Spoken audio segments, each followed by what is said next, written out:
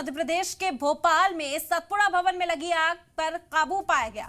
14 घंटे के बाद आग पर काबू पाया गया। इमारत के 3 फ्लोर में जबरदस्त आग लगी।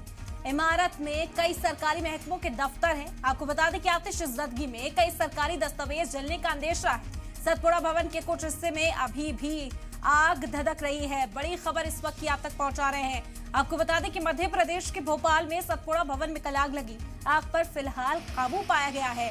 14 घंटे तक कड़ी मशक्कत यहां पर फायर फाइटर्स को करनी पड़ी, जिसके बाद आग पर काबू तो पा लिया गया, लेकिन इस वक्त अब ये मैटर इन्वेस्टिगेशन के अंदर है, क्योंकि सरकारी दस्तावेज जो हैं वो यहाँ पर मौजूद थे। कई सरकारी दफ्तर इस बिल्डिंग के अंदर थे और इसी वजह से जो आगे की कार्रवाई है वो आम प्रोसीजर से अलहदा नजर आएगी। इमारत में 3 फ्लोर में ये जबरदस्त आग लगी थी। इमारत में कई सरकारी महकमों के दफ्तर हैं। आतिशबाजी में कई सरकारी दस्तावेज जलने का अंदेशा भी जताया जा रहा है।